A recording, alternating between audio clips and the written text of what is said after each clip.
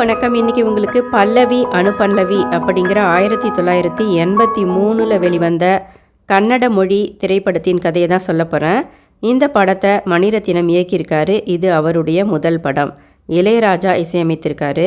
பாலு மகேந்திரா ஒளிப்பதிவு செஞ்சுருக்காரு. வாங்க கதைக்குள்ளே போகலாம். பெங்களூரில் அனு திருமணமாகி தன் கணவர் குமாருடன் வசித்து வந்துக்கிட்டு இருக்கா. அன்பான கணவன், நல்ல வசதியான நிறைவான வாழ்க்கை அனுவுக்கு. 2 பேருக்கும் ஒரு ஆண் குழந்தை இருக்கிறான். திருமணமாகி சில வருடங்கள் தான் ஆகியிருந்தது.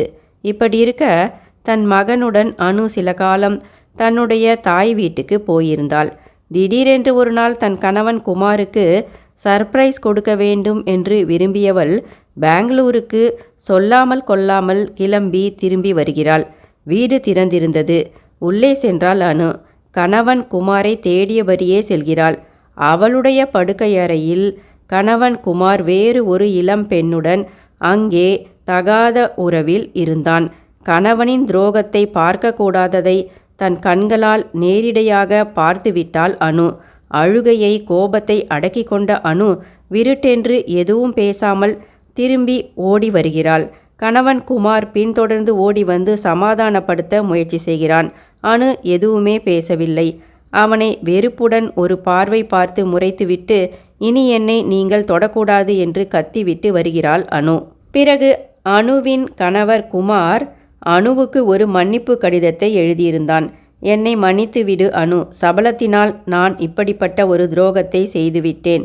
மன்னித்து மறந்துவிடு. இனி உனக்கு என் உயிருள்ளவரை உண்மையாக இருப்பேன். நீ எப்போது என்னை முழு மனதோடு மன்னித்து ஏற்றுக்கொள்கிறாயோ அப்போது நாம் இருவரும் சேர்ந்து வாழலாம். அதுவரை நான் காத்திருப்பேன் உனக்காக என்று எழுதியிருந்தான் குமார். கண்களால் பார்த்துவிட்ட அனு கணவனை மன்னிக்க தயாராக இல்லை. தாய் வீட்டுக்கு ஒரே அடியாக திரும்பி வந்து விடுகிறாள். குழந்தை ஹர்ஷாவும் வளர்ந்து வருகிறான். சில வருடங்கள் ஓடிவிட்டது. இன்னமும் அனுவால் கணவன் குமாரை மன்னிக்க முடியவில்லை. குமார் மனைவியின் மன்னிப்புக்காக ஏங்கி காத்திருக்கிறார். பெங்களூரில் விஜய் என்கிற துடுக்குத்தனமான இளைஞன் இருக்கிறான். தன் சக கல்லூரி நண்பர்களுடன் சுற்றி திரிகிறான். படிப்பில் அவனுக்கு அக்கறை இல்லை. எதிர்காலத்தை பற்றிய கவலையும் இல்லை. பெற்றோர்களின் வற்புறுத்தல்களுக்காக படித்து வருகிறான். ஒரு பாராட்டு விழாவின் பார்ட்டியில் விஜய் மது என்கின்ற ஒரு கல்லூரி மாணவியை சந்திக்கிறான். பார்த்தவுடன் விஜய்க்கு மதுவை பிடித்து போகிறது. மது சிறந்த படிப்பாளி. மதுவுக்கு அம்மா இல்லை, அப்பா மட்டும்தான். மதுவை தேடி சென்று தன் காதலை சொல்கிறான் விஜய். எந்தவித எதிர்பார்ப்புமின்றி மதுவும் விஜயை காதலிக்க ஆரம்பித்து விட்டாள். மது பொறுப்பான பொறுமையான பெண். விஜயின் துடுக்குத்தனத்தை அவள் ரசித்தாலும் அவனை நல்வழிப்படுத்தவே விரும்பினாள். மதுவின் அப்பாவுக்கு விஜயை மிகவும் பிடித்து போகிறது. மது விஜய் காதலுக்கு மதுவின் அப்பாவுடனே சம்மதமும் தெரிவித்து விடுகிறார். தட்டு தடுமாறி விஜய் எப்படியோ கல்லூரி படிப்பை முடித்துவிட்டான். தன் தாய் தந்தையரிடம் காதலி மதுவை அழைத்து கொண்டு போய் அறிமுகம் செய்து வைக்கிறான் விஜய். விஜய் மதுவை இப்போது திருமணம் செய்ய விரும்புவதாக பெற்றோர்களிடம் தெரிவிக்கிறான். விஜயின் அப்பா சொல்கிறார், உனக்கு 21 வயது தான் ஆகுது. சம்பாதிக்கவும் ஆரம்பிக்கல. உன் காலில் முதல்ல நீ நின்று காட்டு. நம்ம எஸ்டேட்டு இப்போ நஷ்டத்தில் ஓடிக்கிட்டு இருக்கு. எனக்கும் உடம்பு சரியில்லை. அங்கே போய் எஸ்டேட்டு கணக்கு வழக்குகளை கவனி. சில மாதங்கள் அங்கேயே நீ தங்கி இருக்கணும். எஸ்டேட்டை முன்னுக்கு கொண்டு வரணும். பிறகுதான் உனக்கு கல்யாணம் எல்லாம். அது வரைக்கும் நீ உன் காதலி மதுவை வந்து பார்க்கக்கூடாது, சரியா என்றார். விஜயோ தயங்கி இருக்க விஜயின் காதலி மதுவுக்கும் அது சரி என்றுதான் தோன்றியது. உண்மையில் மதுவுக்கும் கலிஃபோர்னியா யூனிவர்சிட்டியில் எம்எஸ் மேல் படிப்பு படிக்க, ஃப்ரீயாக படிக்க ஸ்காலர்ஷிப் கிடைத்திருந்தது. படிப்பா காதலா என்ற போராட்டத்தில் மது தன் காதலன் விஜயை பிரிய மனமில்லாமல் படிப்பை கைவிட்டு காதலன் விஜயை திருமணம் செய்து கொண்டு செட்டிலாக முடிவு செய்துதான் விஜயின் பெற்றோர்களை வந்து சந்தித்திருந்தாள். இது விஜய்க்கு தெரியாது. இப்போது விஜய்க்காக இன்னும் சில மாதங்கள் காத்திருக்க முடிவு செய்தாள் மது. விஜய் எஸ்டேட்டுக்கு புறப்பட்டு செல்கிறான். எஸ்டேட் வேலைகளில் மும்முரமாக மூழ்குகிறான். தொடர்ந்து விஜய் பெங்களூரில் இருக்கும் தன் காதலிக்கு காதல் கடிதங்களை எழுதிய வண்ணமே இருந்தான். காதலி மதுவும் அவன் அனுப்பிய ஒவ்வொரு கடிதங்களையும் பல முறை ரசித்து படித்து ஏங்கி காத்து கொண்டிருந்தாள். இங்கு விஜயின் எஸ்டேட்டுக்கு அருகில் இருக்கும் ஒரு பெரிய பணக்கார வீட்டில்தான் அனு இருந்தாள். அது அனுவின் அம்மாவுடைய வீடுதான். அனு கணவன் குமாரை பிரிந்து தன் தாயுடன் தன் 5 வயது மகன் ஹர்ஷாவுடனும் வாழ்ந்து கொண்டிருந்தாள் அங்கே. பொழுதுபோக்குக்காக விஜய் அனுவின் மகன் ஹர்ஷாவுடன் பழகி விளையாட ஆரம்பிக்கிறான். அப்படியே அனுவின் வீட்டுக்கும் சென்று பழக ஆரம்பித்து விட்டான் விஜய்.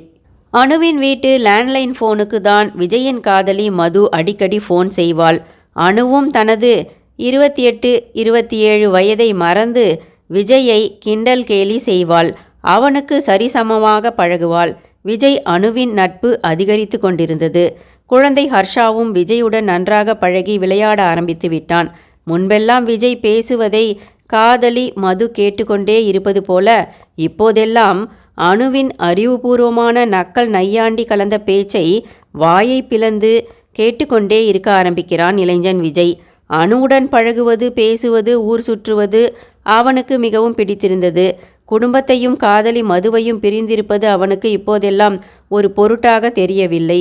விஜய் தன் காதலி மதுவுக்கு கடிதங்கள் போடுவதை குறைத்து கொண்டே வருகிறான். அனுவுடன் பழகுவதனால், சுற்றுவதனால், நேரத்தை செலவிடுவதனால் காதலி மதுவை நினைக்க அவனுக்கு நேரமில்லை. அவனது மனம் மதுவை விட்டு இப்போது அனுவின் மீது மையம் கொண்டு விட்டது. இத்தனைக்கும் அனு திருமணமானவள், ஒரு குழந்தைக்கு தாய், அவனை விட பல வருடங்கள் வயதிலும் மூத்தவள். இது எல்லாம் விஜய்க்கு தெரியாமல் இல்லை. அனு மீது அவனுக்கு இருப்பது க்ரஷ், அதாவது ஒருவித ஈர்ப்பு. அந்த ஈர்ப்பு மிக சக்தி வாய்ந்தது, அது வலிமையானது. அனுவை பொறுத்தவரை தன்னை ஏமாற்றிய கணவன் குமாரின் நினைவுகளின் தொல்லையிலிருந்து விடுபட விஜயின் நட்பு அவளுக்கு உதவியாக இருந்தது. நீண்ட நாட்களாய் பதில் சொல்லாமல் இருந்த மனைவி அனுவுக்கு அவளது கணவன் குமார் இப்போது டைவர்ஸ் நோட்டீஸ் அனுப்பி வைத்திருந்தான். அதனால் அதிகமாக அழுத அனுவுக்கு ஆறுதல் சொல்ல ஆரம்பிக்கிறான் விஜய். அனுவுடனான விஜயின் நட்பு, அருகாமை அவனது மனதை மாற்றிவிட்டது. அனுவையே தனது வாழ்க்கை துணையாக ஏற்கும் அளவுக்கு அவனுக்கு தைரியம் வந்துவிட்டது இப்போது. இங்கு தனக்கு கடிதம் எழுதாமல், ஃபோனும் செய்யாமல் இருக்கும் காதலன் விஜயின் பிரிவை தாள முடியாத மது தன் தந்தையை அழைத்து கொண்டு விஜயை பார்க்க கிளம்பி வர ஆரம்பிக்கிறாள். விஜயும் அனுவும் ஊர் சுற்றுவதை அந்த ஊரைச் சேர்ந்த இளைஞன் ஒருவன் கிண்டல் செய்ய ஆரம்பிக்கிறான். விஜயை சரியான பொம்பள பொறுக்கி என்பது போல பேசி அவமானப்படுத்துகிறான் அந்த இளைஞன். விஜய் அந்த இளைஞனை கோபத்தில் அடித்து விடுகிறான். அன்று இரவே விஜயின் வீட்டுக்கு அடிவாங்கிய அந்த இளைஞன் தனது ஆட்களை அழைத்து வந்து விட்டான். வந்தவர்கள் விஜயிடம் சண்டையிட வந்தனர். எவ்வளோ தைரியம் இருந்தா எங்க ஊர்க்கார பையன் மேல நீ கையை வைப்ப? கேட்க ஆள் இல்லைன்னு நினைச்சியா? கல்யாணமான பொண்ணோட சுத்தனது உன்னோட தப்பு. அதை தட்டி கேட்டதுக்கு எதுக்கு நீ கையை வாங்குற என்றனர் அனைவரும் விஜயை பார்த்து. கோபப்பட ஆரம்பிக்கிறான் விஜய். பதிலுக்கு கத்தவும் ஆரம்பித்தான். அது என்னோட பர்சனல். நான் அனுவை காதலிக்கிறேன். அவங்களுக்கு விரைவில் டைவர்ஸ் ஆக போகுது. நான் அனுவை திருமணமும் செய்து கொள்ள போகிறேன். இது தெரியாம அவன்தான் என்னையும் அனுவையும் தப்பா பேசினான். அதனால தான் அவனை நான் அடித்தேன் அப்படின்னு பதில் சொல்கிறான் விஜய். வந்த ஊர் மக்கள் திரும்பி செல்கின்றனர். அப்போது அங்கு விஜயை பார்க்க வந்திருந்த விஜயின் காதலி மது இதை கேட்டுவிட்டு அழுதபடி உடனே தன் தந்தையுடன் பெங்களூருக்கு திரும்பி சென்று விட்டாள் அமைதியாக. விஷயம் தெரிந்தவுடன் விஜயை கூப்பிட்டு அனு பொரிந்து தள்ளிவிட்டாள். விஜய், உனக்கு எவ்வளவு தைரியம்? நான் இன்னமும் என் கணவர் குமாரை தான் விரும்பிக்கிட்டு இருக்கேன். அவரை நான் மறக்கலை. அவரை மன்னிக்க முடியாமல் திண்டாடிக்கிட்டு இருக்கேன், அவ்வளவுதான். என்னையும் கேட்காமல் நீ எதுக்காக என்ன விரும்புகிறதா, என்ன கல்யாணம் பண்ணிக்க போகிறதா இந்த ஊர்க்காரங்கிட்ட சொன்ன? என் பேரை எதுக்காக கெடுக்கிற? என்னை பற்றி, என் குழந்தையை பற்றி, அவனின் எதிர்காலத்தை பற்றியெல்லாம் யோசிச்சியா? இப்படி என் வாழ்க்கையில் விளையாடாத விஜய் என்று சொல்லிவிட்டு அழுதபடி செல்கிறாள் அனு. அனுவின் அண்ணன் வந்து அனுவை சமாதானப்படுத்தி பேச ஆரம்பிக்கிறான். அனுவின் அண்ணனுக்கு தங்கை அனுவை விஜய்க்கு திருமணம் செய்து வைக்க விருப்பம்தான். அனுவின் அண்ணன் அனுவிடம் சொல்கிறார். அனு, உன் புருஷனையே நீ நினச்சிக்கிட்டு இருக்காத. அவன் உனக்கு துரோகம் செஞ்சிட்டான். அது மட்டும் இல்லாமல் டைவர்ஸ் நோட்டும் அனுப்பி வச்சிட்டான். விஜய் நல்ல பையனாக இருக்கான், உன்னை விரும்புகிறான். வேற என்ன, உன் பையனையும் நல்லா கவனிச்சுப்பான். உன்னை விட சின்ன பையனாக இருக்கிறானேன்னு தயங்காத. இதெல்லாம் சகஜமாகிக்கிட்டு வருது. உனக்கு அவன் மேலே விருப்பம் இருக்கான்னு மட்டும் யோசி. மற்றதை நான் பார்த்துக்கிறேன். காலத்தை கடத்தாதே என்று சொல்லிவிட்டு செல்கிறார் அனுவின் அண்ணன். என் மகனையும் ஏற்றுக்கொண்டு என்னையும் விரும்பும் விஜயை நான் ஏன் ஏற்றுக்கொள்ளக்கூடாது என்று இப்போது அவளுக்கு தோன்றியது. இங்கு விஜய் இப்போதுதான் காதலி மதுவின் ஞாபகமே அவனுக்கு வந்தது. அணுவுக்கு என்னை பிடிக்கவில்லையா? அணு மீது எனக்கு இருப்பது உண்மையிலேயே காதலா? எனக்கு அணுவின் அருகாமை பிடித்திருக்கிறது. ஆனால் அணுவை மனைவியாக என்னால் அவளோடு உரிமையோடு பார்த்து வாழ முடியுமா என்று குழம்பினான் விஜய்.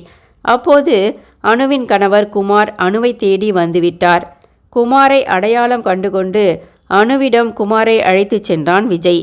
மனதார கண்களில் கண்ணீரோடு மனைவி அணுவை பார்த்து மன்னிப்பு கேட்டான் குமார்.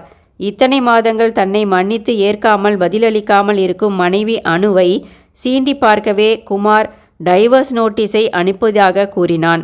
குமாரும் மனைவியை விட்டு பிரிய முடியாமல் வாடி வதங்கி போயிருந்தான். விஜயை ஏற்றுக்கொள்ளலாமா என்ற எண்ணத்தோடு சில நொடிகள் யோசித்தபடி உட்கார்ந்திருந்தாள் அணு. கணவனை பார்த்த மாத்திரத்தில் ஓடிச் சென்று அவனது மன்னிப்பையும் மனதார ஏற்றுக்கொண்டாள் அணு. கணவனுடன் சேர்ந்து விட்டாள் அணு. அவர்கள் சேர்ந்து விட்டதை கண்ட மாத்திரத்தில் அணுவின் மீதிருந்த க்ரஷ் விஜய்க்கு மறைந்து விட்டது. அவள் மீதிருந்த ஈர்ப்பும் போய்விட்டது. காதலி மதுவை தேடி பெங்களூருக்கு விரைகிறான் விஜய். மதுவோ ஸ்காலர்ஷிப்பை ஏற்றுக்கொண்டு எம்எஸ் படிக்க கலிஃபோர்னியாவுக்கு பயணப்பட்டு விட்டாள். கடைசி தருணத்தில் மதுவை ஏர்போர்ட்டுக்கு சென்று சந்தித்து மன்னிப்பு கேட்கிறான் விஜய். மதுவோ, என்னை என் போக்கில் படிக்க விடு விஜய், உன்னை நான் எப்போதும் விரும்பி கொண்டேதான் இருப்பேன். என் காதல் குறையாது, நீ திரும்பி வருவாய் என்று எனக்கு நன்றாக தெரியும். உனக்காக காத்திருந்தேன் என்று சொல்லிவிட்டு சென்று விட்டாள் மது. விஜய்க்கு இப்போது மது மீது தனக்கு இருக்கும் ஆழமான காதல், உரிமையுடன் இருக்கும் அந்த காதல் புரிந்தது.